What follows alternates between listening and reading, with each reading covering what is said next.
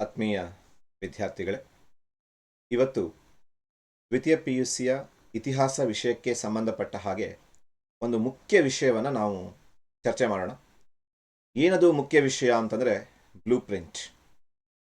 ಈಗಾಗಲೇ ಕರ್ನಾಟಕ ಪರೀಕ್ಷೆ ಮತ್ತು ಮೌಲ್ಯನಿರ್ಣಯ ಮಂಡಳಿ ಎಲ್ಲ ವಿಷಯಗಳಿಗೆ ಸಂಬಂಧಪಟ್ಟಂಥ ಬ್ಲೂ ಪ್ರಿಂಟನ್ನು ಬಿಡುಗಡೆ ಮಾಡಿದೆ.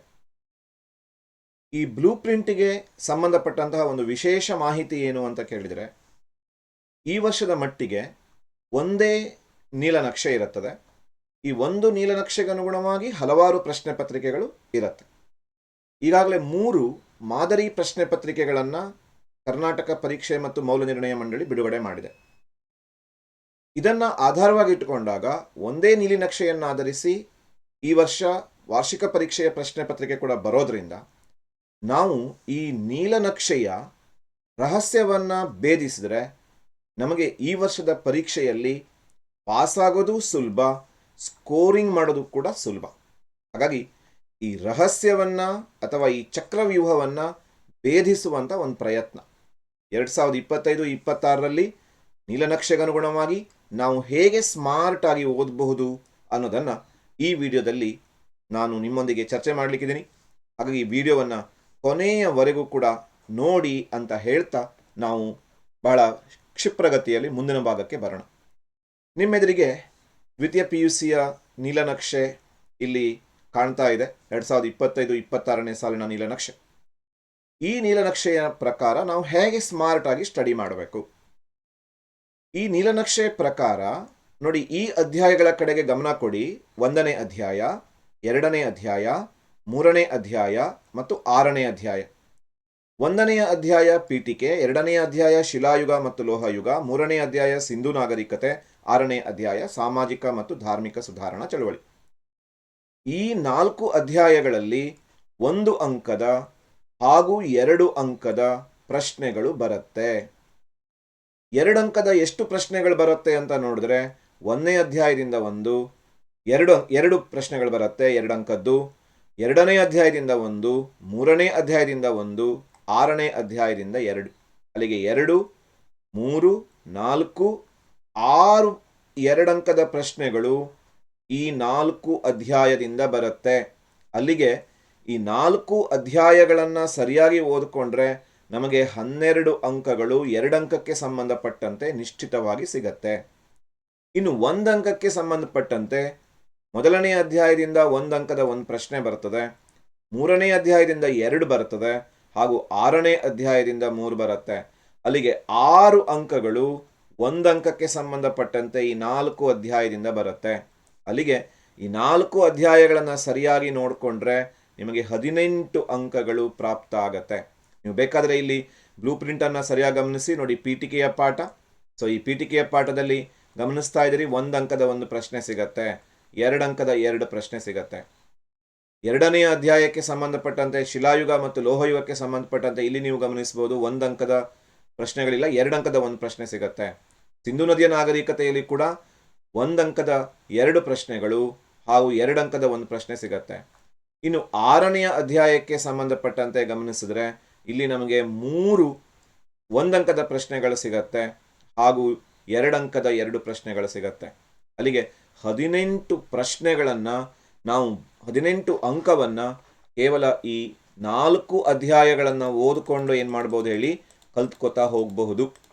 ಹಾಗಾಗಿ ನಾವು ಸ್ಮಾರ್ಟಾಗಿ ಸ್ಟಡಿ ಮಾಡಲಿಕ್ಕೆ ಹೋಗಿದಾಗ ಈ 4 ಅಧ್ಯಾಯಗಳು ಬಹಳ ಮಹತ್ವದಾಗತ್ತೆ. ಈ 4 ಅಧ್ಯಾಯಗಳನ್ನು ಸರಿಯಾಗಿ ಗಮನಿಸ್ಕೊಂಡ್ರೆ ನಮಗೆ 18 ಅಂಕಗಳು ಸಿಕ್ಬಿಡುತ್ತದೆ.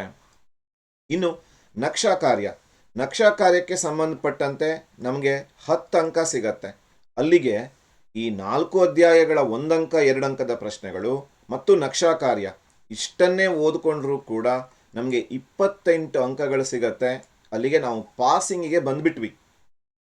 ಬೇರೆ ಏನೂ ಓದದೇನೂ ಕೂಡ ಪ್ರಶ್ನೆ ಕೋಟಿಯಲ್ಲಿರುವ ಪ್ರಶ್ನೆಗಳು, ಪಾಠದ ಕೊನೆಯಲ್ಲಿರುವ ಪ್ರಶ್ನೆಗಳು, 1 ಅಂಕ 2 ಅಂಕ ಮತ್ತು ನಕ್ಷಾ ಕಾರ್ಯಕ್ಕೆ ಸಂಬಂಧಪಟ್ಟಂತೆ ಕೂಡ ನೀವು ಗಮನಿಸಬಹುದು, ಸಿಂಧೂ ನಾಗರಿಕತೆಯಲ್ಲಿ ಯಾವುದೇ ನಕ್ಷಾ ಕಾರ್ಯಕ್ಕೆ ಸಂಬಂಧಪಟ್ಟಂತಹ ಸ್ಥಳ ಬರುವುದಿಲ್ಲ. ಅಲ್ಲಿಗೆ 20ರಲ್ಲಿ ನೀವು 1ಅನ್ನು ಮೈನಸ್ ಮಾಡ್ಕೋಬಹುದು. ಹರಪ್ಪವನ್ನು ಕೇಳುವುದಿಲ್ಲ ಈ ನೀಲಿನಕ್ಷೆಯ ಪ್ರಕಾರ. ಇನ್ನು ಪ್ರಾಚೀನ ಯುಗದಲ್ಲಿ ಸಂಬಂಧಪಟ್ಟಂತೆ 2 ಸ್ಥಳಗಳು ಬರ್ತದೆ. ಮಧ್ಯಕಾಲೀನ ಯುಗಕ್ಕೆ ಸಂಬಂಧಪಟ್ಟಂತೆ 1 ಸ್ಥಳ ಬರ್ತದೆ. ಆಧುನಿಕ ಯುಗಕ್ಕೆ ಸಂಬಂಧಪಟ್ಟಂತೆ 2 ಸ್ಥಳ ಬರ್ತದೆ. ಹೀಗಾಗಿ ನಾವು 19 ಸ್ಥಳಗಳನ್ನು ಸರಿಯಾಗಿ ಕಲ್ತ್ಕೊಂಡ್ರೆ ನಕ್ಷೆಯಲ್ಲಿ ಬಿಡಿಸ್ಲಿಕ್ಕೆ ಮತ್ತು ಬರೀಲಿಕ್ಕೆ ಅಲ್ಲಿಗೆ ಮತ್ತೆ 10 ಅಂಕ. ಸೊ ಟೋಟಲ್ ಆಗಿ ನಮಗೆ ಬಹಳ ಸುಲಭವಾಗಿ 28 ಅಂಕಗಳು ಬಂದ್ಬಿಡ್ತದೆ. ಇದು ಈ ನೀಲಿ ನಕ್ಷೆಯಲ್ಲಿರುವಂತಹ ಬಹಳ ವಿಶೇಷತೆ. ಇದನ್ನು ನಾವು ಸರಿಯಾಗಿ ಗಮನಿಸ್ಕೊಂಡು ಅದಕ್ಕನುಗುಣವಾಗಿ ಏನು ಮಾಡ್ತಾ ಬರಬೇಕು, ನಮ್ಮ ಅಧ್ಯಯನದ ಪ್ಲ್ಯಾನನ್ನು ಸಿದ್ಧಪಡಿಸ್ಕೋಬೇಕು. ಹೀಗೆ ಸ್ಮಾರ್ಟಾಗಿ ಸ್ಟಡಿ ಮಾಡೋದ್ರಿಂದ ನಮಗೆ 28 ಅಂಕ ಸಿಕ್ತು. ಇನ್ನು 10 ಅಂಕ ಮತ್ತು 5 ಅಂಕಕ್ಕೆ ಸಂಬಂಧಪಟ್ಟಂತೆ ಕೂಡ ಈ ನೀಲಿ ನಕ್ಷೆಯಲ್ಲಿ ನಮಗೆ ತುಂಬಾ ಅನುಕೂಲ ಇದೆ.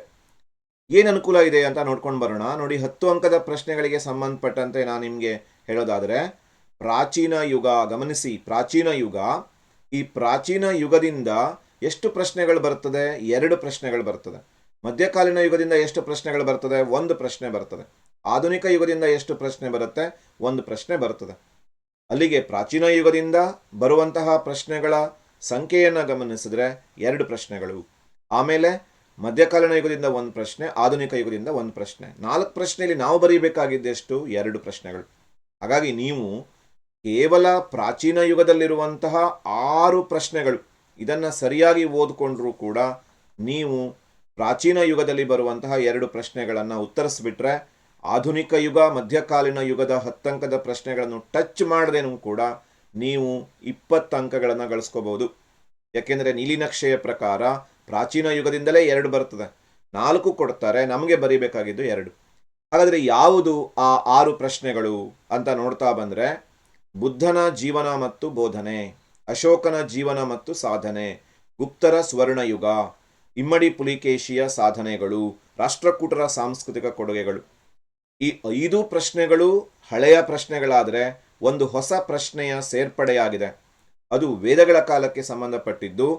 ಆರ್ಯರ ರಾಜಕೀಯ, ಸಾಮಾಜಿಕ, ಆರ್ಥಿಕ, ಧಾರ್ಮಿಕ ಸ್ಥಿತಿಯನ್ನು ವಿವರಿಸಿ ಅಂತ ಈ ಒಂದು ಎಕ್ಸ್ಟ್ರಾ ಕ್ವಶನ್ ಏನು ಸೇರಿಸಿದ್ದಾರೆ ಪ್ರಶ್ನೆ ಕೋಟಿಯಲ್ಲಿ, ಅದನ್ನು ನಾವು ಕಲ್ತ್ಕೋಬೇಕು. ಈ 6 ಪ್ರಶ್ನೆಯನ್ನು ನೀವು ಕಲ್ತ್ಕೊಂಡ್ರಿ ಅಂತಾದರೆ ನಿಮಗೆ ಅಲ್ಲಿಗೆ 20 ಅಂಕಗಳು ಸಿಗತ್ತೆ. ಬೇಡ, ನಮಗೆ ಪ್ರಾಚೀನ ಯುಗ ಬೇಡ ಅಂತಾದರೆ ಮಧ್ಯಕಾಲೀನ ಯುಗದ 3 ಪ್ರಶ್ನೆ, ಆಧುನಿಕ ಯುಗದ 3 ಪ್ರಶ್ನೆ, ಈ 6 ಪ್ರಶ್ನೆಯನ್ನು ಕಲ್ತ್ಕೊಂಡ್ರೆ ಕೂಡ ನಿಮಗೆ 2 ಪ್ರಶ್ನೆಗಳು ಸಿಗತ್ತೆ. ಯಾವ್ಯಾವ ಪ್ರಶ್ನೆಗಳಿದ್ದಾವೆ? ಮಧ್ಯಕಾಲೀನ ಯುಗದಲ್ಲಿ ಮೊಹಮ್ಮದ್ ಬಿನ್ ತುಘಲಕನ ಆಡಳಿತಾತ್ಮಕ ಪ್ರಯೋಗಗಳು, ಆಮೇಲೆ ವಿಜಯನಗರವು ಸಾಹಿತ್ಯ, ಧರ್ಮ, ಕಲೆ, ವಾಸ್ತುಶಿಲ್ಪಕ್ಕೆ ನೀಡಿದ ಕೊಡುಗೆಗಳು, ಅಕ್ಬರನ ಜೀವನ ಮತ್ತು ಸಾಧನೆ. ಈ 3 ಪ್ರಶ್ನೆ ಮಧ್ಯಕಾಲೀನ ಯುಗದಲ್ಲಿದೆ. ಇದರಲ್ಲಿ ಒಂದು ದೃಷ್ಟಿ ವಿಕಲಚೇತನ ವಿದ್ಯಾರ್ಥಿಗಳಿಗಾಗಿ ಬರುತ್ತೆ, ಇನ್ನೊಂದು ಸಾಮಾನ್ಯ ವಿದ್ಯಾರ್ಥಿಗಳಿಗಾಗಿ ಬರುತ್ತೆ. ಆಧುನಿಕ ಕಾಲದಲ್ಲಿ 3 ಪ್ರಶ್ನೆಗಳು: ಪ್ರಥಮ ಸ್ವಾತಂತ್ರ್ಯ ಸಂಗ್ರಾಮದ ಕಾರಣ ಮತ್ತು ಪರಿಣಾಮ, ವಿಶ್ವೇಶ್ವರಯ್ಯನವರ ಸಾಧನೆಗಳು ಹಾಗೂ ಗಾಂಧೀಜಿಯವರ ಪಾತ್ರ ಭಾರತದ ರಾಷ್ಟ್ರೀಯ ಚಳವಳಿಯಲ್ಲಿ. ಈ 6 ಪ್ರಶ್ನೆಗಳನ್ನು ಕಲ್ತ್ಕೊಂಡ್ರೂ ಕೂಡ ನೀವೇನು ಮಾಡ್ಬೋದು ಅಂತ ಕೇಳಿದರೆ 2 10 ಅಂಕದ ಪ್ರಶ್ನೆಗಳಿಗೆ ಉತ್ತರಿಸಬಹುದು. ಅಲ್ಲಿಗೆ ಸ್ಮಾರ್ಟಾಗಿ ಓದಬೇಕಾದವ್ರು ಏನು ಮಾಡಬೇಕು ಅಂತ ಕೇಳಿದರೆ, ಪ್ರಾಚೀನ ಯುಗದ 6ಕ್ಕೆ 6 ಪ್ರಶ್ನೆಯನ್ನು ಕಲ್ತ್ಕೋಬಹುದು, 2 ಸಿಗತ್ತೆ.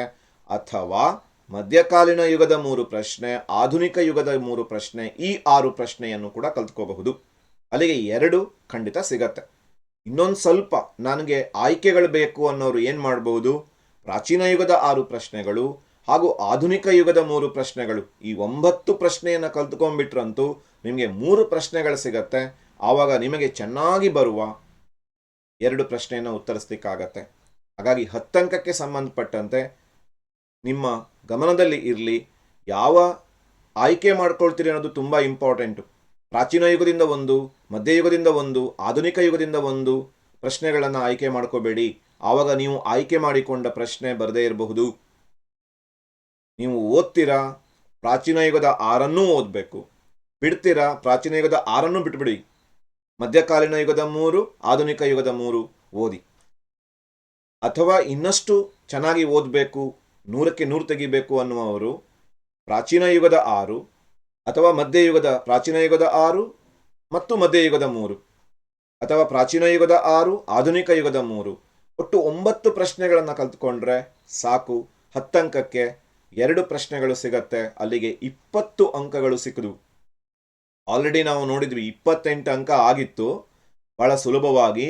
28ಕ್ಕೆ ಮತ್ತು 20 ಕೂಡಿಸಿದ್ರೆ ಅಲ್ಲಿಗೆ 48 ಮಾರ್ಕ್ಸು ನಮಗೆ ಬಹಳ ಸುಲಭವಾಗಿ ಸಿಕ್ಬಿಡ್ತು. ಹಾಗಾಗಿ ಇನ್ನೊಂದ್ಸಲ ನಾನು ನಿಮಗೆ ರಿಪೀಟ್ ಮಾಡ್ತಾ ಇದ್ದೀನಿ. ಮೊದಲನೇ ಅಧ್ಯಾಯ, ಎರಡನೇ ಅಧ್ಯಾಯ, ಮೂರನೇ ಅಧ್ಯಾಯ, 6ನೇ ಅಧ್ಯಾಯದ 1 ಅಂಕ 2 ಅಂಕದ ಎಲ್ಲ ಪ್ರಶ್ನೋತ್ತರಗಳನ್ನು ಕಲ್ತ್ಕೊಂಡ್ರೆ ನಿಮಗೆ 18 ಅಂಕ ಸಿಗತ್ತೆ. ನಕ್ಷಾಕಾರದಲ್ಲಿ 19 ಸ್ಥಳಗಳು, ಹರಪ್ಪವನ್ನು ಬಿಟ್ಟು ಉಳಿದ 19 ಸ್ಥಳಗಳನ್ನು ಓದ್ಕೊಂಡ್ರೆ ಅಲ್ಲಿ ನಿಮಗೆ 10 ಅಂಕ ಸಿಗತ್ತೆ. ಪ್ರಾಚೀನ ಭಾರತದ 6 ಪ್ರಶ್ನೆಗಳು, ಅದನ್ನು ನೀವು ಸರಿಯಾಗಿ ಕಲ್ತ್ಕೊಂಡ್ರೆ ನಿಮಗೆ ಅಲ್ಲಿ 20 ಅಂಕಗಳು ಸಿಗತ್ತೆ. ಅಥವಾ ಮಧ್ಯಕಾಲೀನ ಯುಗದ 3 ಪ್ರಶ್ನೆಗಳು, ಆಧುನಿಕ ಯುಗದ 3 ಪ್ರಶ್ನೆಗಳನ್ನು ಕಲ್ತ್ಕೊಂಡ್ರೆ ನಿಮಗೆ ಅಲ್ಲಿ ಕೂಡ 20 ಅಂಕ ಸಿಗತ್ತೆ. ಅಲ್ಲಿಗೆ 48 ಅಂಕಗಳು ಆದವು. ಹಾಗಾದರೆ ಮುಂದೆ ಮತ್ತೇನನ್ನ ನಾವು ಚೆನ್ನಾಗಿ ಅಧ್ಯಯನ ಮಾಡಬೇಕು ಅಂತ ನೋಡ್ತಾ ಬಂದರೆ 5 ಅಂಕದ ಪ್ರಶ್ನೆಗಳ ಕಡೆಗೆ ನಾವು ಒಂದು ಸ್ವಲ್ಪ ಗಮನ ಕೊಡೋಣ. ಏನು ಹೇಳುತ್ತೆ 5 ಅಂಕದ ಪ್ರಶ್ನೆಗಳು, 5 ಅಂಕದ ಪ್ರಶ್ನೆಗಳಲ್ಲಿ ಯಾವ್ಯಾವುದಕ್ಕೆ ತಯಾರಿ ಮಾಡ್ಕೋಬೇಕು ಅಂತ. ಈ ನೀಲನಕ್ಷೆಯನ್ನು ಗಮನಿಸಿ. 5 ಅಂಕದ 4 ಪ್ರಶ್ನೆಗಳನ್ನು ನಾವು ಬರೀಬೇಕು. ಎಲ್ಲಿಂದ ಬರುತ್ತದೆ ಗಮನಿಸಿ. ಪ್ರಾಚೀನ ಯುಗ, ಪ್ರಾಚೀನ ಯುಗದಿಂದ ಎಷ್ಟು ಪ್ರಶ್ನೆ ಬರುತ್ತದೆ? ಕೇವಲ 1 ಪ್ರಶ್ನೆ ಬರುತ್ತದೆ. ಮಧ್ಯಕಾಲೀನ ಯುಗದಿಂದ ಎಷ್ಟು ಪ್ರಶ್ನೆ ಬರ್ತದೆ? 1 ಪ್ರಶ್ನೆ ಬರ್ತದೆ. ಇಲ್ಲಿ ನೋಡಿ, 6ನೇ ಅಧ್ಯಾಯದಿಂದ ಯಾವುದೇ ಪ್ರಶ್ನೆಗಳು 5 ಅಂಕಕ್ಕೆ ಬರೋಲ್ಲ. ಶಂಕರಾಚಾರ್ಯರು, ರಾಮಾನುಜಾಚಾರ್ಯರು, ಮಧ್ವಾಚಾರ್ಯರು, ಬಸವಣ್ಣನವರು, ಕಬೀರರು, ಗುರುನಾನಕ್ ಅವರಿಂದ ಯಾವುದೇ ಪ್ರಶ್ನೆಗಳು ಈ ವರ್ಷ ಬರಲ್ಲ. ಆಧುನಿಕ ಯುಗಕ್ಕೆ ಸಂಬಂಧಪಟ್ಟಂತೆ ಎಷ್ಟು ಪ್ರಶ್ನೆ ಬರ್ತದೆ? 2 ಪ್ರಶ್ನೆ ಬರ್ತದೆ. ಅಲ್ಲಿಗೆ ಸ್ಮಾರ್ಟ್ ಆಗಿ ಅಧ್ಯಯನ ಮಾಡುವವರು ಗಮನಿಸಬೇಕು, ಆಧುನಿಕ ಯುಗದಲ್ಲಿ 2 ಪ್ರಶ್ನೆಗಳು ಸಿಗತ್ತೆ. ಹಾಗಾದರೆ ಆಧುನಿಕ ಯುಗದಲ್ಲಿ ಎಷ್ಟು ಪ್ರಶ್ನೆಗಳಿದ್ದಾವೆ? 7 ಪ್ರಶ್ನೆಗಳನ್ನು ನೀವು ಗಮನಿಸಬಹುದು. ಆಧುನಿಕ ಯುಗದಲ್ಲಿ 5 ಅಂಕದ 7 ಪ್ರಶ್ನೆಗಳು, ಪ್ರಶ್ನೆ ಕೋಟಿಯಲ್ಲಿರುವಂತಹ 7 ಪ್ರಶ್ನೆಗಳು. ಯಾವ್ಯಾವುದು ಆ ಪ್ರಶ್ನೆಗಳು ಅಂತ ನೋಡ್ತಾ ಬಂದರೆ, ಪ್ಲಾಸಿ ಕದನದ ಕಾರಣ ಮತ್ತು ಪರಿಣಾಮ, ಬ್ರಿಟಿಷರ ವಿರುದ್ಧ ಟಿಪ್ಪುವಿನ ಸಂಘರ್ಷ, ಸೋರಿಕೆಯ ಸಿದ್ಧಾಂತ, ಇಂಗ್ಲಿಷ್ ಶಿಕ್ಷಣದ ಮೇಲೆ ಬ್ರಿಟಿಷ್ ಆಡಳಿತದ ಪ್ರಭಾವ, ವಿವೇಕಾನಂದರ ವ್ಯಕ್ತಿತ್ವ, ಭಾರತೀಯರಲ್ಲಿ ರಾಷ್ಟ್ರೀಯತೆಯನ್ನು ಬೆಳೆಸಿದ ಅಂಶಗಳು ಅಥವಾ ರಾಷ್ಟ್ರೀಯತೆಯ ಬೆಳವಣಿಗೆಗೆ ಕಾರಣವಾದ ಅಂಶಗಳು, ಕರ್ನಾಟಕ ಏಕೀಕರಣ ಚಳವಳಿಯ ಹಂತಗಳು. ಈ 7 ಪ್ರಶ್ನೆಗಳನ್ನು ನೀವು ಸರಿಯಾಗಿ ಓದ್ಕೊಂಡ್ರೆ, ಚೆನ್ನಾಗಿ ಓದ್ಕೋಬೇಕು, ಪರ್ಫೆಕ್ಟ್ ಮಾಡ್ಕೋಬೇಕು, ನಿಮಗೆ 2 ಪ್ರಶ್ನೆ ಸಿಗತ್ತೆ. 4 ಪ್ರಶ್ನೆ ಕೊಡ್ತಾರೆ, ಬರಿಬೇಕಾಗಿದ್ದು 2. ಅಲ್ಲಿಗೆ ಈ 7 ಪ್ರಶ್ನೆಗಳನ್ನು ನೀವು ಕಲ್ತರೂ ಕೂಡ 5 ಅಂಕದ 2 ಪ್ರಶ್ನೆಗಳನ್ನು ಬರೀಬಹುದು. ಅಲ್ಲಿಗೆ 48 + 10, ಅಲ್ಲಿಗೆ 58 ಅಂಕಗಳು ಬಂದೋಯ್ತು. ಸುಲಭವಾಗಿ ನಾವು 58 ಅಂಕಗಳನ್ನು ಗಳಿಸ್ಕೋಬಹುದು 80ಕ್ಕೆ. ಈ 7 ಪ್ರಶ್ನೆಗಳು ಸಾಕು. ಇನ್ನೊಂದ್ಸಲ ಹೇಳ್ತೀನಿ, ಜ್ಞಾಪಕದಲ್ಲಿ ಇಟ್ಕೊಂಡಿರಿ. ಪ್ಲಾಸಿ ಕದನದ ಕಾರಣ ಪರಿಣಾಮ, ಬ್ರಿಟಿಷರೊಂದಿಗೆ ಟಿಪ್ಪುವಿನ ಸಂಘರ್ಷ, ಸೋರಿಕೆಯ ಸಿದ್ಧಾಂತ, ಇಂಗ್ಲಿಷ್ ಶಿಕ್ಷಣದ ಮೇಲೆ ಬ್ರಿಟಿಷ್ ಆಡಳಿತದ ಪ್ರಭಾವ, ವಿವೇಕಾನಂದರ ವ್ಯಕ್ತಿತ್ವ, ರಾಷ್ಟ್ರೀಯತೆಯ ಬೆಳವಣಿಗೆಗೆ ಕಾರಣವಾದ ಅಂಶಗಳು, ಕರ್ನಾಟಕ ಏಕೀಕರಣ ಚಳುವಳಿಯ ಹಂತಗಳು. ಇಷ್ಟು ಪ್ರಶ್ನೆಗಳನ್ನು ನೀವು ಓದ್ಕೋಬೇಕು. ಒಂದು ವೇಳೆ ಇಲ್ಲ, ನಾವು ಆಧುನಿಕ ಯುಗದನ್ನು ಓದಲ್ಲ, ಪ್ರಾಚೀನ ಯುಗದನ್ನು ಓದಿ ಮಧ್ಯಯುಗದ ಪ್ರಶ್ನೆಗಳನ್ನು ಓದಿದ್ರೂ 2 ಅಂಕ ತಗೋಬೋದಲ್ಲ, 2 ಪ್ರಶ್ನೆ ಸಿಗತ್ತಲ್ಲ ಅಂತ ನೀವು ಹೇಳ್ಬೋದು. ಅಲ್ಲಿ ಕೂಡ ನಿಮ್ಗೆ ಅವಕಾಶ ಇದೆ. ಆದರೆ ಪ್ರಶ್ನೆಗಳ ಸಂಖ್ಯೆ ಜಾಸ್ತಿ ಆಗುತ್ತೆ. ಪ್ರಾಚೀನ ಯುಗದಲ್ಲಿ ಹಲವಾರು ಪ್ರಶ್ನೆಗಳಿದ್ದಾವೆ. ಏನೆಲ್ಲ ಪ್ರಶ್ನೆಗಳಿದ್ದಾವೆ ಅಂತ ನೋಡ್ತಾ ಬಂದರೆ, ಮಹಾವೀರನ ಜೀವನ ಮತ್ತು ಬೋಧನೆ ಇದೆ, ಚೋಳರ ಗ್ರಾಮಾಡಳಿತವನ್ನು ಬರೆಯಿರಿ ಇದೆ, ಗಾಂಧಾರ ಕಲಾ ಶೈಲಿಯ ಲಕ್ಷಣಗಳಿದ್ದಾವೆ, ಆಮೇಲೆ ಹರ್ಷವರ್ಧನನ ಸಾಧನೆಯನ್ನು ಬರೆಯಿರಿ ಇದೆ, ಜೊತೆಯಲ್ಲಿ ಹೊಯ್ಸಳರ ವಾಸ್ತುಶಿಲ್ಪ ಶೈಲಿಯ ಲಕ್ಷಣಗಳಿದ್ದಾವೆ. ಈ ಎಲ್ಲ ಪ್ರಶ್ನೆಗಳನ್ನು ಓದ್ಕೊಂಡ್ರೆ ನಿಮಗೆ 1 ಸಿಗತ್ತೆ. ಹಾಗಾಗಿ ನನ್ನ ಒಂದು ಸಲಹೆ ಏನು ಅಂತ ಕೇಳಿದರೆ, ನೀವು ಆಧುನಿಕ ಯುಗದ 7 ಹಾಗೂ ಪ್ರಾಚೀನ ಯುಗದ 5, ಯಾಕೆಂದರೆ ಸುಲಭದ ಪ್ರಶ್ನೆಗಳಿದ್ದಾವೆ. ಗಾಂಧಾರ ಕಲಾ ಶೈಲಿ ಲಕ್ಷಣ, ಹೊಯ್ಸಳ ವಾಸ್ತುಶಿಲ್ಪ ಶೈಲಿ ಲಕ್ಷಣ, ಚೋಳರ ಗ್ರಾಮಾಡಳಿತ, ಮಹಾವೀರನ ಜೀವನ ಮತ್ತು ಬೋಧನೆ, ಇವೆಲ್ಲ ಬಹಳ ಸುಲಭವಾಗಿರುವಂಥ ಪ್ರಶ್ನೆಗಳು. ಹರ್ಷವರ್ಧನನ ಸಾಧನೆಯನ್ನು ಈ ಸಲ ಸೇರಿಸಿದ್ದಾರೆ. ಈ 5 ಪ್ರಶ್ನೆಗಳು ಒಟ್ಟಿಗೆ ಈ 12 ಪ್ರಶ್ನೆಯನ್ನೇನಾದರೂ ನೀವು ಕಲ್ತ್ಕೊಂಡ್ಬಿಟ್ರೆ ನಿಮಗೆ 5 ಅಂಕದ 3 ಪ್ರಶ್ನೆಗಳು ಸಿಕ್ಬಿಡುತ್ತದೆ. ಆವಾಗ ಬಹಳ ಸುಲಭವಾಗಿ ನೀವು ಬರೀಬಹುದು. ಅಲ್ಲಿಗೆ ಸ್ಮಾರ್ಟಾಗಿ ಓದಬೇಕಾದವರೆ ನಾವೇನು ಮಾಡಬೇಕು ಅಂದರೆ, ಆಧುನಿಕ ಯುಗದ 7 ಹಾಗೂ ಪ್ರಾಚೀನ ಯುಗದ ಈ 5 ಪ್ರಶ್ನೆಗಳನ್ನು ಕಲ್ತ್ಕೊಂಡ್ರೂ ನಾವು 5 ಅಂಕದನ್ನು ಬಹಳ ಸುಲಭವಾಗಿ ಉತ್ತರಿಸ್ಬಿಡಬಹುದು. ಇಲ್ಲ, ಆಧುನಿಕ ಯುಗ ಬೇಡ, ಪ್ರಾಚೀನ ಯುಗ ಮಧ್ಯಯುಗವನ್ನೇ ಓದ್ತೀವಿ ಅನ್ನೋರು ಕೂಡ ರೆಡಿ ಆಗ್ಬೋದು. ಮಧ್ಯಯುಗದಲ್ಲಿ ಏನೇನು ಪ್ರಶ್ನೆಗಳಿದ್ದಾವೆ? ಸ್ವಲ್ಪ ಪ್ರಶ್ನೆಗಳ ಸಂಖ್ಯೆ ಜಾಸ್ತಿ ಇದೆ ಅಲ್ಲಿ. ಅಲ್ಲಾವುದ್ದೀನ್ ಖಿಲ್ಜಿಯ ದಕ್ಷಿಣ ದಂಡಯಾತ್ರೆ, ಅಲ್ಲಾವುದ್ದೀನ್ ಖಿಲ್ಜಿಯ ಸುಧಾರಣೆಗಳು, ಅಕ್ಬರನ ರಜಪೂತ್ ನೀತಿ ಮತ್ತು ಧಾರ್ಮಿಕ ನೀತಿ, ಆಮೇಲೆ ಮುಂದುವರೆದು ಶಿವಾಜಿಯ ದಿಗ್ವಿಜಯ, ತಾಳಿಕೋಟೆ ಕದನದ ಕಾರಣ ಮತ್ತು ಪರಿಣಾಮ, ಮೊಹಮ್ಮದ್ ಗವಾನನ ಸಾಧನೆ. ಈ ಎಲ್ಲ ಪ್ರಶ್ನೆಗಳನ್ನು ನಾವು ಮಧ್ಯಯುಗದಲ್ಲಿ ಕಲಿಬೇಕು. ಅಲ್ಲಿಗೆ ಸ್ಮಾರ್ಟಾಗಿ ಓದಬೇಕು ಅಂತಂದರೆ ನಾವು ಪ್ರಾಚೀನ ಯುಗದ ಮಧ್ಯಯುಗದ ಎಲ್ಲ 5 ಅಂಕದ ಪ್ರಶ್ನೆಗಳು, ಒಂದು 12 ಪ್ರಶ್ನೆಗಳಿದ್ದಾವೆ, ಅವುಗಳನ್ನು ಓದ್ಕೋಬೋದು. ಇಲ್ಲ ಕೇವಲ 7 ಪ್ರಶ್ನೋತ್ತರವನ್ನು ಕಲಿತು ನಾವು 2 ಬರಿಬೋದು. ಇಲ್ಲ ಪ್ರಾಚೀನ ಯುಗದ 5, ಆಧುನಿಕ ಯುಗದ 7, ಈ 12 ಪ್ರಶ್ನೆಗಳನ್ನು ಕಲಿತ್ಕೊಂಡ್ರೆ ಬಹಳ ಕಾನ್ಫಿಡೆಂಟ್ ಆಗಿ ನೀವು ಉತ್ತರವನ್ನು ಬರೆಯಬಹುದು. ಅಲ್ಲಿಗೆ 58 ಅಂಕಗಳನ್ನು ನೀವು ವಾರ್ಷಿಕ ಪರೀಕ್ಷೆಗೆ ಸಂಬಂಧಪಟ್ಟಂತೆ ನೀಲನಕ್ಷೆಯ ಪ್ರಕಾರ ಸುಲಭವಾಗಿ ಗಳಿಸ್ಕೋಬಹುದು. ಈ ಸಲ ಇದೇ ನೀಲಿನಕ್ಷೆ ಬರುತ್ತಾ, ನೀಲಿನಕ್ಷೆ ಬದಲಾಗೋದ್ರೆ ಏನು ಮಾಡೋದು ಅನ್ನುವ ಪ್ರಶ್ನೆಗಳು ಹಲವರಲ್ಲಿ ಇರುತ್ತೆ. ಆದರೆ ಈ ಸಲ ಪ್ರಶ್ನೆ ಪತ್ರಿಕೆ ಒಂದೇ ಇರೋದು. ನೀವು ಕರ್ನಾಟಕ ಪರೀಕ್ಷೆ ಮತ್ತು ಮೌಲ್ಯನಿರ್ಣಯ ಮಂಡಳಿಯ ಅಧಿಕೃತವಾದಂತಹ ವೆಬ್ಸೈಟಿಗೆ ಹೋದರೆ ಅಲ್ಲಿ ನೀವು ಒಂದೇ ನೀಲನಕ್ಷೆ 3 ಮಾದರಿ ಪ್ರಶ್ನೆ ಪತ್ರಿಕೆಯನ್ನು ಗಮನಿಸ್ತೀವಿ. ಒಂದೇ ನೀಲನಕ್ಷೆ ಇದೆ. ಅದೇ ಪ್ರಕಾರನೇ ವಾರ್ಷಿಕ ಪರೀಕ್ಷೆಗೆ ಪ್ರಶ್ನೆ ಪತ್ರಿಕೆಗಳು ಬರುತ್ತೆ. ನಾವಿಲ್ಲಿ ಅದೇ ಪ್ರಶ್ನೆ ಪತ್ರಿಕೆಯ ಅದೇ ನೀಲನಕ್ಷೆಯನ್ನು ಇಲ್ಲಿ ಏನು ಮಾಡ್ತಿದ್ದೀವಿ, ಅವಲೋಕಿಸ್ತಾ ಇದ್ದೀವಿ. ಸೊ ಅಲ್ಲಿಗೆ ನಮಗೆ 58 ಅಂಕಗಳು ಸಿಕ್ತು. ಇನ್ನೂ ಏನು ಸ್ಮಾರ್ಟಾಗಿ ಓದಬಹುದು ಅಂತ ಕೇಳಿದರೆ ಈ ಕಾಲಾನುಕ್ರಮದ ಪ್ರಶ್ನೆಗಳು ನೋಡಿ. ಕಾಲಾನುಕ್ರಮದ ಪ್ರಶ್ನೆಗೆ ಸಂಬಂಧಪಟ್ಟಂತೆ ಪೀಠಿಕೆಯ ಪಾಠದಿಂದ ಏನೂ ಬರಲ್ಲ, ಶಿಲಾಯುಗ ಲೋಹಯುಗದಿಂದ ಏನೂ ಬರಲ್ಲ, ಸಿಂಧು ನಾಗರಿಕತೆಯಿಂದ ಏನೂ ಬರಲ್ಲ, ಸಾಮಾಜಿಕ ಮತ್ತು ಧಾರ್ಮಿಕ ಸುಧಾರಣಾ ಚಳುವಳಿಯಿಂದ ಏನೂ ಬರಲ್ಲ. ಒಂದು ಕಾಲಾನುಕ್ರಮದ ಘಟನೆ ಪ್ರಾಚೀನ ಯುಗದಿಂದ ಬರುತ್ತೆ, ಒಂದು ಮಧ್ಯಯುಗದಿಂದ ಬರುತ್ತೆ, 2 ಆಧುನಿಕ ಯುಗದಿಂದ ಬರುತ್ತೆ.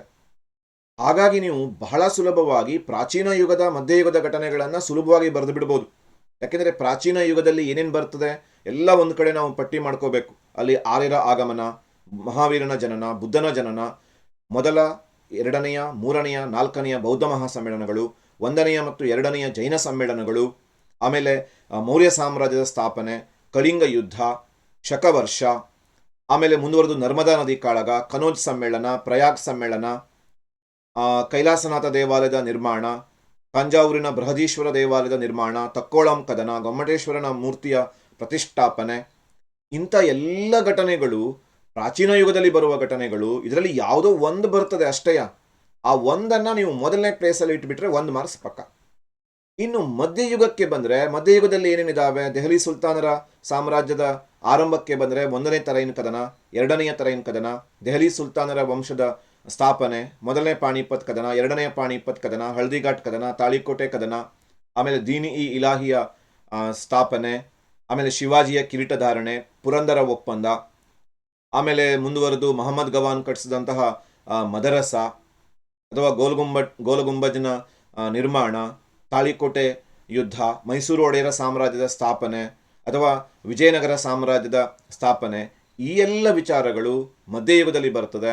ಅದನ್ನು ನಾವು ಕರೆಕ್ಟಾಗಿ ಗುರುತಿಸಿ 2ನೇ ಜಾಗದಲ್ಲಿ ಇಟ್ಟರೆ 2 ಮಾರ್ಕ್ಸ್ ಸಿಕ್ಬಿಡ್ತು. 1 ಅಂಕ 2 ಅಂಕ ಸುಲಭ. ಇನ್ನು ಆಧುನಿಕ ಯುಗದಲ್ಲಿ 2 ಕಾಲಾನುಕ್ರಮದ ಘಟನೆ ಕೇಳ್ತಾರೆ. ಇಲ್ಲೊಂದು ಚೂರು ನಾವು ಹುಷಾರಾಗಿರಬೇಕು. ಸಾಮಾನ್ಯವಾಗಿ 1850ರ ಆಚೆಯ ಘಟನೆಯನ್ನು ಒಂದು ಕೇಳ್ತಾರೆ, ಅದಕ್ಕಿಂತ ಈಚೆಯ ಘಟನೆಯನ್ನು ಒಂದು ಕೇಳ್ತಾರೆ. 1850ರ ಆಚೆಗಿನ ಘಟನೆಗಳು ಯಾವ್ಯಾವುದು ಅಂತ ನೋಡ್ತಾ ಬಂದರೆ ವಿಶೇಷವಾಗಿ 1857ರ ಪ್ರಥಮ ಸ್ವಾತಂತ್ರ್ಯ ಸಂಗ್ರಾಮ, ಅದನ್ನು ನೆನಪಲ್ಲಿ ಇಟ್ಕೊಂಡಿರಬೇಕು.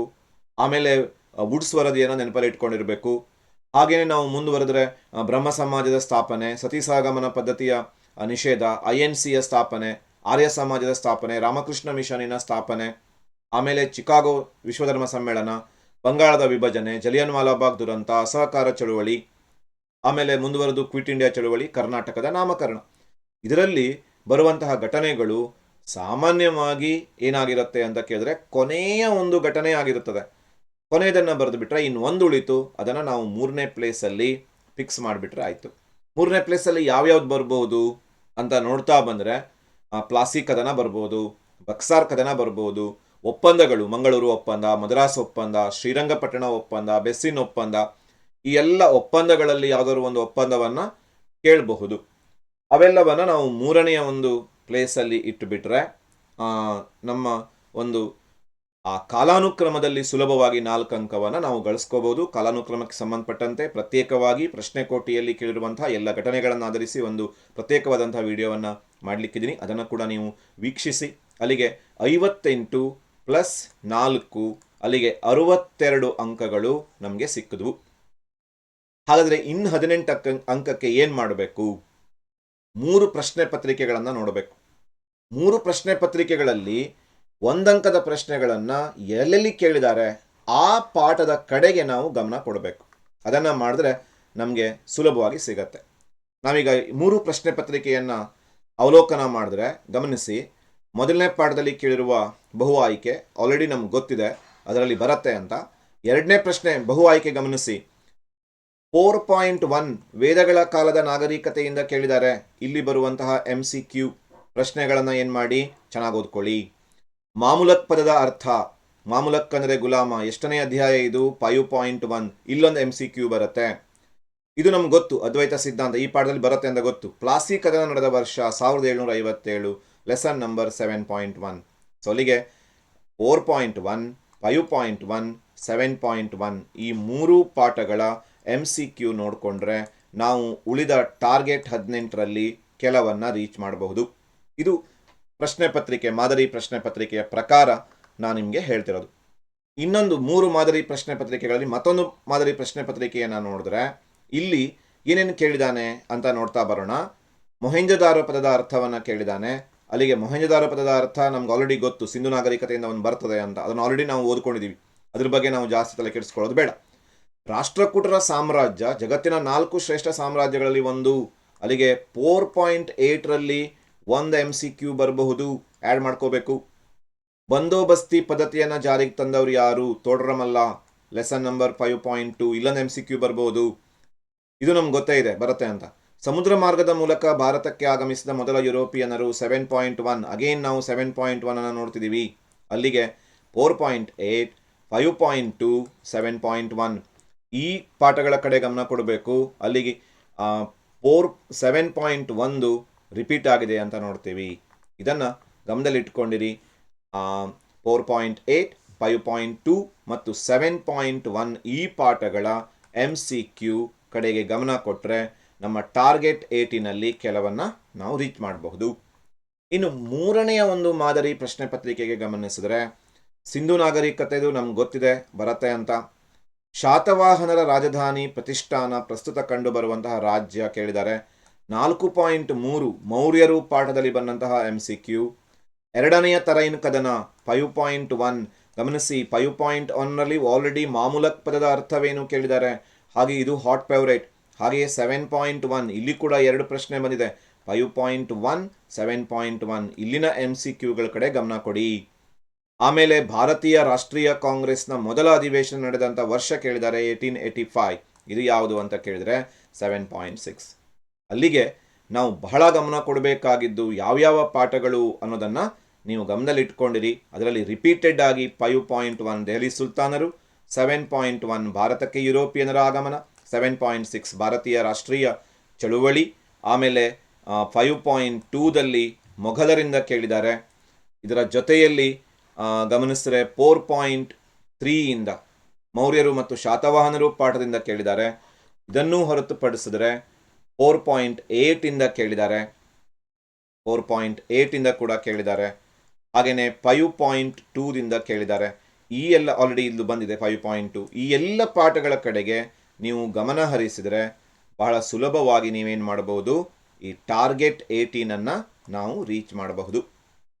ಮುಂದುವರೆದು MCQ ಆಯಿತು. ಈಗ 3 ಪ್ರಶ್ನೆ ಪತ್ರಿಕೆಯಲ್ಲಿ ಬಿಟ್ಟ ಸ್ಥಳಕ್ಕೆ ಸಂಬಂಧಪಟ್ಟಂತೆ ಎಲ್ಲೆಲ್ಲಿ ಕೇಳಿದ್ದಾರೆ ಒಂದೇ ಸಲ ನಾವು ನೋಡ್ತಾ ಬಂದರೆ, ಮೊದಲನೇದು ನಮಗೆ ಆಲ್ರೆಡಿ ಗೊತ್ತಿದೆ, ಇದು ಮೊದಲನೇ ಪಾಠದಲ್ಲಿ ಬಂದಿದೆ. ಎಲಿಫೆಂಟಾದ ಪುರಾತನ ಹೆಸರು ನೋಡಿ. ಅಗೇನ್ 4.8 ಮಲ್ಟಿಪಲ್ ಚಾಯ್ಸ್ ಜೊತೆ 1 ಅಂಕದ್ದು ಬಿಟ್ಟ ಸ್ಥಳದ್ದು ಕೇಳಿದ್ದಾರೆ. ಭಾರತದ ಗಿಣಿ 5.1 ಮತ್ತೆ ರಿಪೀಟ್ ಆಗಿದೆ. ಮೈಸೂರು ರಾಜ್ಯದ ಪ್ರಥಮ ಮುಖ್ಯಮಂತ್ರಿ, ಇಲ್ಲಿ ನಾವು ಕೊನೆಯ ಒಂದು ಅಧ್ಯಾಯವನ್ನು ನೋಡ್ತೀವಿ 7.7. ರಕ್ಷಿಸು ಕರ್ನಾಟಕ ದೇವಿ, ಇಲ್ಲಿ ಕರ್ನಾಟಕ ಮೈಸೂರು ರಾಜ್ಯದ ಪ್ರಥಮ ಮುಖ್ಯಮಂತ್ರಿ, ರಕ್ಷಿಸು ಕರ್ನಾಟಕ ದೇವಿ ಇವೆರಡನ್ನ ಕೂಡ ನಾವು 7.7ನಲ್ಲಿ ನೋಡ್ತಿದ್ದೀವಿ. ಅಲ್ಲಿಗೆ ಬಿಟ್ಟ ಸ್ಥಳಕ್ಕೆ ಸಂಬಂಧಪಟ್ಟಂತೆ ನಾವು 2ನೇ ಒಂದು ಇದಕ್ಕೆ ಬಂದರೆ ಸಿಂಧು, ಇದು ನಮಗೆ ಗೊತ್ತಿದೆ. ಹರ್ಷವರ್ಧನನ ರಾಜಧಾನಿ ಯಾವುದು ಅಂತ ಕೇಳಿದರೆ 4.7. ಡ್ಯಾಶ್ನನ್ನು ಭಾರತದ ಗಿಣಿ ಎಂದು ಕರೆಯಲಾಗಿದೆ 5.1. ಮತ್ತೆ ರಿಪೀಟ್ ಆಗಿದೆ. ಗುರು ಗ್ರಂಥ ಸಾಹಿಬ್ ನಮ್ಗೆ ಗೊತ್ತಿದೆ. ಸಹಾಯಕ ಸೈನ್ಯ ಪದ್ಧತಿ 7.1. ಅಲ್ಲಿಗೆ ಈ ಉಳಿದ ಟಾರ್ಗೆಟನ್ನು ರೀಚ್ ಮಾಡಲಿಕ್ಕೆ ನಾವು 5.1 7.1 ತುಂಬ ಚೆನ್ನಾಗಿ ನೋಡ್ಕೋಬೇಕು. 4.8 ಕೂಡ ಮತ್ತೆ ಮತ್ತೆ ರಿಪೀಟ್ ಆಗಿದೆ ಅಂತ ನೋಡ್ತೀವಿ. ಇನ್ನು ಜೈನ ಧರ್ಮದ ಚಿಹ್ನೆ ಇದು 4.2. ಹೊಸ ಮತಗಳ ಉದಯ ಅಲ್ಬೆರುನಿಯ ಪ್ರಸಿದ್ಧ ಕೃತಿ ಅಗೇನ್ 5.1. ಅನುಭವ ಮಂಟಪ ಇದು ಆಲ್ರೆಡಿ ನಮ್ಗೆ ಗೊತ್ತು, 6ನೇ ಪಾಠ. ಬ್ರಿಟಿಷರ ಮೊದಲ ರಾಜಧಾನಿ 7.1. ರಾಜಾರಾಮ್ ಮೋಹನ್ ರಾಯರು ಆರಂಭಿಸಿದ ಬಂಗಾಲಿ ಪತ್ರಿಕೆ ಇದು 7.4. ಅಲ್ಲಿಗೆ ಈ ಪಾಠಗಳ ಒಂದು ಅಂಕದ ಕಡೆಗೆ ನಮ್ಮ ಗಮನ ಇರಬೇಕು. 4.8 5.1 7.7 4.7 5.1 7.1 4.2 5.1 7.1 ಮತ್ತು 7.4. ಈ ಪಾಠಗಳ ಒಂದು ಅಂಕದ ಕಡೆಗೆ ಬಿಟ್ಟ ಸ್ಥಳ, ಪ್ರಶ್ನೆ ಕೋಟಿಯಲ್ಲಿ ಏನು ಬಿಟ್ಟ ಸ್ಥಳ ಕೇಳಿದ್ದಾರೆ ಅವುಗಳ ಕಡೆಗೆ ಗಮನ ಕೊಡಿ. ಇನ್ನು ಹೊಂದಿಸಿ ಬರೆಯಿರಿಗೆ ಬಂದರೆ ಇಲ್ಲಿ ಏನೇನು ಸಾಧ್ಯತೆಗಳಿದ್ದಾವೆ, ಹೇಗೆ ನಾವು ಆ 18 ರೀಚ್ ಮಾಡಬಹುದು. ಇಲ್ಲಿ ವೆಮಾ ಕ್ಯಾಡ್ಪೈಸಸ್ ಕೇಳಿದ್ದಾರೆ. ಕುಶಾನರು 4.3 ಕೇಳಿದ್ದಾರೆ. ತೋಡರಮಲ್ಲ ಅಗೇನ್ ನಾವು 5.2 ಬರ್ತೀವಿ. ಮೊಘಲರು. ಎರಡನೇ ಇಬ್ರಾಹಿಂ ಆದಿಲ್ ಶಾ 5.5. ಬಹಮನಿಗಳು ಮತ್ತು ಆದಿಲ್ ಶಾಹಿಗಳು. ಗುರುನಾನಕ್ ನಮ್ಗೆ ಗೊತ್ತು. ಆಲೂರು ವೆಂಕಟರಾಯರು 7.7. ಮತ್ತೆ ನಾವು ರಿಪೀಟೆಡ್ಲಿ 5.2 ನೋಡ್ತಿದ್ದೀವಿ, 5.5 7.7 ನೋಡ್ತಿದ್ದೀವಿ. ಆಮೇಲೆ ಮತ್ತೆ ನೋಡಿ ಕುಶಾನರು 4.3. ಅಲ್ಲಿಗೆ ಹೊಂದಿಸಿ ಬರೆಯಿರಿ, ಕುಶಾನರು ಫೇವರೆಟ್ ಆಗ್ತಾರೆ. ಶಹಜಹಾನ್ ಇದು ಮೊಘಲರಿಗೆ ಸಂಬಂಧಪಟ್ಟದ್ದು, ಮತ್ತೆ 5.2 ನೋಡ್ತೀವಿ. ಆಮೇಲೆ ಅನಿ ಬೆಸೆಂಟ್ ನಮಗೆ ಗೊತ್ತಿರೋ ಪ್ರಕಾರ 7.4 ಬಂದಿರುವಂಥದ್ದು. Sir M Visvesvaraya 7.5 sir M Visvesvaraya. WC Banerjee 7.6 ಬಂದಿರುವಂಥದ್ದು. ಕಾಕುತ್ಸವರ್ಮ ಇದು 4.7 ಕದಂಬರು. ಆಮೇಲೆ 4.3 ಮೌರ್ಯರು. ಚಿಕ್ಕದೇವರಾಯ ಒಡೆಯರು 5.4. ವಿಜಯನಗರ ಸಾಮ್ರಾಜ್ಯ. ಬೆಂತಾಂ ಬೌರಿಂಗ್ 7.5. ಸಿದ್ದಪ್ಪ ಕಂಬಳಿ 7.7. ಅಲ್ಲಿಗೆ ಮತ್ತೆ ಮತ್ತೆ ಈ ಪಾಠಗಳು ರಿಪೀಟ್ ಆಗ್ತಿದ್ದಾವೆ. ಗಮನಿಸಿ, 7.7 ರಿಪೀಟ್ ಆಗಿದೆ, 7.7 7.5 ರಿಪೀಟ್ ಆಗಿದೆ, 7.5. ಆಮೇಲೆ 4.3 ಗಮನಿಸಿ, 4.3 ನೀವು ಗಮನಿಸ್ತಾ ಬರಬಹುದು. ಇಲ್ಲಿ ಒಂದು ಸಣ್ಣ ಮಿಸ್ಟೇಕ್ ಏನೋ ಆಯಿತು ಅಂತ ಕೇಳಿದರೆ, ಇದು ಕುಶಾನರೇನಿದ್ದಾರೆ ಅದು 4.3 ಅಲ್ಲ 4.4 ಆಗಬೇಕು. ಇಲ್ಲಿ ಕೂಡ ಕುಶಾನರಲ್ಲಿ ಏನಾಗಬೇಕಿದು 4.4 ಆಗಬೇಕು. ಈ ಎಲ್ಲ ಪಾಠಗಳ ಕಡೆಗೆ ಗಮನ ಕೊಡಿ, ಆವಾಗ ನೀವು ಸುಲಭವಾಗಿ ಹೊಂದಿಸಿ ಬರೀರಿಯನ್ನು ಬರಬಹುದು. ಇನ್ನು ಒಂದು ಅಂಕದ ಪ್ರಶ್ನೆಗಳು ಎಲ್ಲೆಲ್ಲಿದ್ದಾವೆ ಜಸ್ಟ್ ಒಂದ್ಸಲ ನೋಡ್ಕೊತಾ ಬಂದರೆ, ಸಿಂಧು ನಾಗರಿಕತೆ ನಮ್ಗೆ ಗೊತ್ತು. ಅರ್ಥಶಾಸ್ತ್ರ ಬರೆದವರು ಯಾರು, ಇದು 4.3 ಮೌರ್ಯರಿಗೆ ಸಂಬಂಧಪಟ್ಟಿದ್ದು. ಕಬೀರರು ನಮ್ಗೆ ಆಲ್ರೆಡಿ ಗೊತ್ತು. Dutch East India company 7.1. ಸೋರಿಕೆಯ ಸಿದ್ಧಾಂತ 7.3. ಮೊಹೆಂಜೊದಾರ ಪದಾರ್ಥ ನಮ್ಗೆ ಗೊತ್ತಿದೆ. ಚೋಳರ ರಾಜಧಾನಿ 4.6 ಕೇಳಿದ್ದಾರೆ. ಜಗದ್ಗುರು ಬಾದಶಾಹ 5.5 ಕೇಳಿದ್ದಾರೆ. ಚಿಸ್ತಿ ನಮ್ಗೆ ಗೊತ್ತು. INA ವಿಸ್ತರಿಸಿ 7.6. ಇನ್ನು ಸಿಂಧು ನಾಗರಿಕತೆಯ ಬಗ್ಗೆ ಕೂಡ ನಮ್ಗೆ ಗೊತ್ತಿದೆ. ಕುಡುವಲೈ ಇದು 4.6. 4.6 ಏನಾಗಿದೆ ಹೇಳಿ, ರಿಪೀಟ್ ಆಗಿದೆ. ಚೋಳರು ಪಾಠ. ಬೀದರ್ನಲ್ಲಿರುವ ಮದರಸ ನಿರ್ಮಿಸಿದವರು ಯಾರು, ಇದು ಕೂಡ ರಿಪೀಟ್ ಆಗಿದೆ ಅಂತ ನೋಡ್ತೀವಿ. 5.5. 5.5 ಜಗದ್ಗುರು ಬಾದಶಾಹ, ಬೀದರ್ನಲ್ಲಿರುವ ಮದರಸ. ದ್ವೈತ ಇದು ನಮ್ಗೆ ಗೊತ್ತಿದೆ. ಬಂಗಾಳವನ್ನು ಏಕೆ ವಿಭಜಿಸಿದರು 7.6. ಅಲ್ಲಿಗೆ ನೋಡಿ, ಹಾಟ್ ಫೇವರೇಟ್ ಪಾಠಗಳು ಯಾವ್ಯಾವುದು 4.5 4.6 5.5 ಮತ್ತು 7.6. ಇವುಗಳ ಕಡೆಗೆ ಗಮನ ಕೊಡಬೇಕು ಒಂದು ಅಂಕದನ್ನು ತಗೊಳ್ಳಿಕ್ಕೆ. ಇನ್ನು ಕೊನೆಯದಾಗಿ 2 ಅಂಕದ ಕಡೆಗೆ ನಮಗೆ 6 ಪ್ರಶ್ನೆ ಸಿಕ್ಬಿಟ್ಟಿದೆ. 2 ಪ್ರಶ್ನೆ ಬರೀಬೇಕು ಅಲ್ವಾ. ಯಾವ್ಯಾವ ಸಿಕ್ಕಿದೆ ನೋಡಿ, ಬ್ಲೂ ಪ್ರಿಂಟ್ ಪ್ರಕಾರನೇ. ಮೊದಲನೇ ಪಾಠದಲ್ಲಿ 2, ಹೌದಾ. ಎರಡನೇ ಪಾಠದಲ್ಲಿ 1, ಮೂರನೇ ಪಾಠದಲ್ಲಿ 1, ಆಮೇಲೆ 6ನೇ ಪಾಠದಲ್ಲಿ 2. ನೋಡಿ, ಇಷ್ಟು ಸಿಕ್ಬಿಟ್ಟಿದೆ ನಮಗೆ 4 ಪಾಠದಲ್ಲಿ 6 ಕ್ವಶನ್ಗಳು. 2 ನಮ್ಗೆ ಸಿಗಬೇಕು ಅಲ್ವಾ. ಬೌದ್ಧ ಧರ್ಮದ ಪಂಥಗಳನ್ನು ಹೆಸರಿಸಿ 4.2 ಓದ್ಕೊಂಡ್ಬಿಡ್ಬೇಕು. ಕಾಳಿದಾಸನ 2 ಕೃತಿಗಳು 4.5 ಗುಪ್ತರನ್ನು ಓದ್ಕೊಂಡ್ಬಿಡ್ಬೇಕು. ಶಿವಾಜಿ ಸಂಗ್ರಹಿಸಿದ ತೆರಿಗೆಗಳು 5.3 ಬರುತ್ತೆ. ಇನ್ನು ಸ್ವಾಮಿ ವಿವೇಕಾನಂದರ ಪತ್ರಿಕೆಗಳು 7.4. ನೀವು ಅಲ್ಲಿ ವ್ಯಕ್ತಿತ್ವವನ್ನು ಓದಿರ್ತೀರಿ ವಿವೇಕಾನಂದರು, ಅದರನ್ನೇ ಇಟ್ಕೊಂಡು ಬರೀಬೋದು. ಮೈಸೂರಿನ 2 ಕಮಿಷನರ್ಗಳು 7.5. ಆಮೇಲೆ ತೀವ್ರಗಾಮಿ ನಾಯಕರು ಲಾಲ್ ಬಾಲ್ ಪಾಲ್ 7.6. ಅಲ್ಲಿಗೆ ಈ ಪಾಠಗಳ ಕಡೆಗೆ ನಾವು ಗಮನ ಕೊಟ್ಟರೆ 4.2 ಪ್ಲಸ್ ಮಾಡ್ಕೊಳ್ಳಿ. 4.5 2 ಮಾರ್ಕ್ಸ್, 5.3 4 ಮಾರ್ಕ್ಸ್, ಆಮೇಲೆ 7.4 7.5 7.6. ಈ ಪಾಠಗಳ 2 ಅಂಕಗಳನ್ನು ನೀವು ಕಲ್ತ್ಕೊಂಡ್ಬಿಟ್ರೆ ನಿಮಗೆ +2 ಸಿಕ್ಬಿಡ್ತದೆ. ಅಲ್ಲಿಗೆ 8 ಸಿಕ್ತು. ಇನ್ನೊಂದು ಪ್ರಶ್ನೆ ಪತ್ರಿಕೆಯನ್ನು ನೋಡೋಣ, ಕನ್ಫರ್ಮ್ ಮಾಡ್ಕೊಳ್ಳೋಣ ಇಲ್ಲೇನಾದರೂ ವ್ಯತ್ಯಾಸ ಇದೆಯಾ ಅಂತ. ನೋಡಿ, ಈ ಮತ್ತೊಂದು ಕ್ವಶನ್ ಪೇಪರಲ್ಲಿದೆ. 1ನೇ ಪಾಠದಲ್ಲಿ 2 ಪ್ರಶ್ನೆ, 2ನೇ ಪಾಠದಲ್ಲಿ 1 ಪ್ರಶ್ನೆ, 3ನೇ ಪಾಠದಲ್ಲಿ 1 ಪ್ರಶ್ನೆ. ಆಮೇಲೆ ಶಂಕರಾಚಾರ್ಯರು ಎಲ್ಲಿ ಜನಿಸಿದರು, ಸೂಫಿ ಪಂಥಗಳನ್ನು ಹೆಸರಿಸಿ, ಅಲ್ಲಿ 2 ಪ್ರಶ್ನೆ ಸಿಕ್ಬಿಟ್ಟಿದೆ. ಹೌದಾ? ಅಲ್ಲಿಗೆ ನಮಗೆ ಇಲ್ಲೊಂದು 2-3 ಪ್ರಶ್ನೆಗಳು ಹಾರೋಗಿದೆ ಅನ್ಕೋತೀನಿ.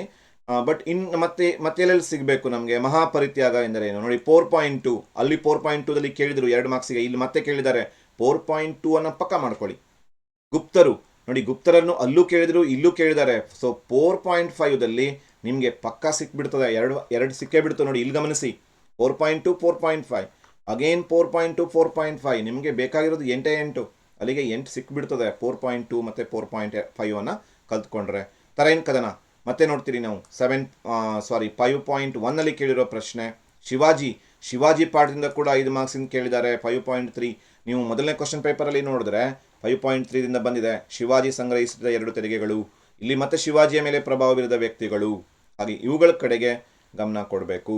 ಇನ್ನು ಮತ್ತೊಂದು ಕ್ವಶನ್ ಪೇಪರ್ ಪ್ರಕಾರ ನಾವು ನೋಡ್ತಾ ಬಂದರೆ ಮೊದಲನೇ ಪಾಠದಲ್ಲಿ 2 ಬಂದಿದೆಯಾ? ಕರೆಕ್ಟ್. 2ನೇ ಪಾಠದಲ್ಲಿ 1 ಬಂದಿದೆಯಾ? 3ನೇ ಪಾಠದಲ್ಲಿ 1 ಬಂದಿದೆಯಾ? 6ನೇ ಪಾಠದಲ್ಲಿ ಬಂದಿದೆಯಾ? ನೋಡಿ, ಎಸ್, ಇಲ್ಲಿ 2 ಪ್ರಶ್ನೆಗಳು ಬಂದಿದೆ. ಇನ್ನೇನು ನಮ್ಗೆ 2 ಬೇಕು, ಹೌದಾ? ಇನ್ನೆರಡು ಎಲ್ಲೆಲ್ಲಿಂದ ಬಂದಿದೆ ಅಂತ ನೋಡ್ತಾ ಬಂದರೆ ಇಲ್ಲಿ ಗೊಮ್ಮಟೇಶ್ವರನ ವಿಗ್ರಹ ಪ್ರತಿಷ್ಠಾಪಿಸಿದವರು ಯಾರು, ಎಲ್ಲಿ ಅಂತ ಕೇಳಿದ್ದಾರೆ.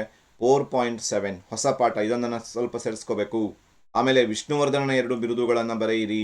4.9ನಲ್ಲಿ ನಾವು ಕೇಳ್ತಾ ಇದ್ದೀವಿ. ಇಂಡೋ ಇಸ್ಲಾಮಿಕ್ ಶೈಲಿಯ ಲಕ್ಷಣಗಳನ್ನು ಬರೆಯಿರಿ. ಇದು 5.1ನಲ್ಲೂ ಸಿಗುತ್ತೆ ನಿಮಗೆ, ಹಾಗೆ 5.5ದಲ್ಲೂ ಕೂಡ ಸಿಗುತ್ತೆ. ತಾಜ್ ಮಹಲ್ ಕಟ್ಟಿಸಿದವರು ಯಾರು, ಇಲ್ಲಿ 5.2 ಬರ್ತೀವಿ.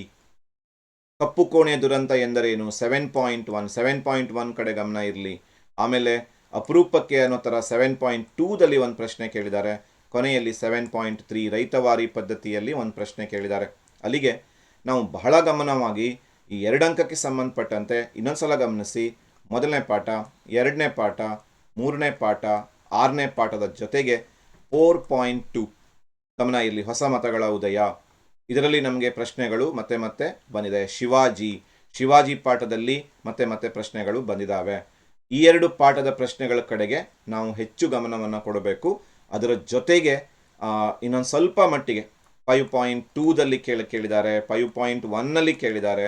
ಇವುಗಳ ಕಡೆಗೆ ಗಮನ ಕೊಟ್ಟರೆ ನಾವು ಸುಲಭವಾಗಿ ಏನು ನಮ್ಮ ಉಳಿದ ಟಾರ್ಗೆಟ್ 18ಅನ್ನು ನಾವು ರೀಚ್ ಮಾಡಬಹುದು.